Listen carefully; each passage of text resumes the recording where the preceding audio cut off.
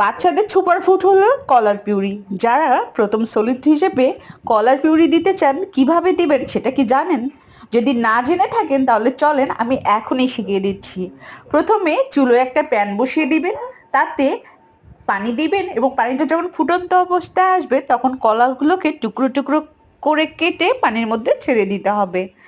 হালকা সেদ্ধ হয়ে আসলে একটা চামচের সাহায্যে কলাগুলোকে থেতলিয়ে নিতে হবে।